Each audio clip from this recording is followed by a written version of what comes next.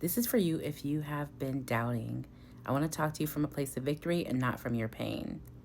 Ask again, and this time from a place of knowing, not just believing. Because believing leaves room for doubt, but knowing, you already know it's done. I say this, I was in prayer and I said, God, you know how I feel about healing. If you know anything about me, anything time it comes to healing, I am a believer. I am a knower. I know my God is a healer. I know Jehovah Rapha does his thing. I know by Jesus' stripes, I am healed. I know that Jesus healed all sicknesses and diseases. I know it for a fact. It's not a maybe, it's not a hope, it's not a belief, it's a knowing. I know. And because I know that, I said, God, you know how I feel about healings. Will you help me and shift me from a belief in every other area that I'm lacking in faith in to a knowing? I need to go from belief to knowing because I know you, God. There's nothing, I trust you, but there's something in there blocking me from fully knowing because believing is not helping me. It's not working for me right now. It's actually frustrating me and it's irritating me, and I've got this anxiety that's coming with it, and doubt is just doing its thing, and I'm battling doubt every day. So I said, God, shift me. In that moment, I go with my eyes closed, I'm praying. I feel the sun come through my room. I'm like, that's the glory. That's the glory of God. I know it is. I know the glory. I know. I feel I'm like, oh, that's him. Okay. I look at my clock. It's 19:01. Usually the sun comes through my room at 3 and 5. I've never seen it come through at 7 p.m. And I'm in my room, so I know.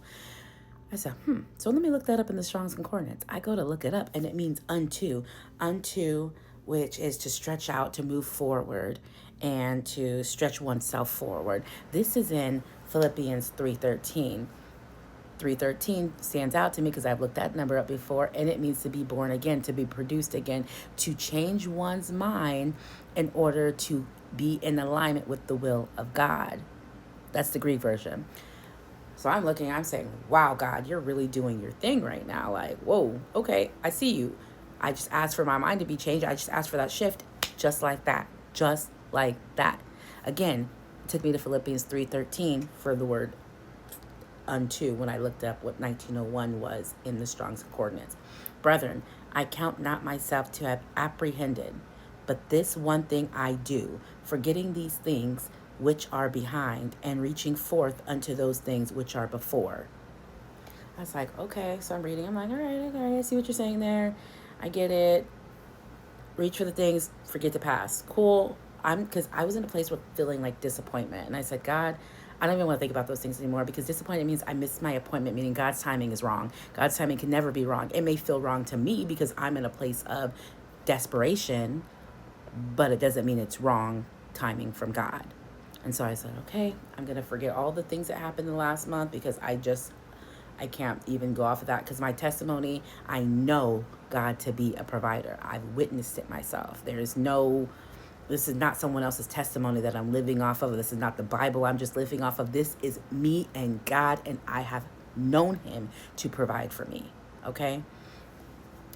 So I sit with that and I go, okay. So then I read it again and I'm reading and I'm like, apprehended. What does apprehended mean? Like, I know what it means. You got someone in custody. I apprehended the suspect. I get that. But this one in the Bible is, I'm not even going to read it to you as far as the word itself, but it means to lay hold of, to take, to obtain, to possess, to take possession of.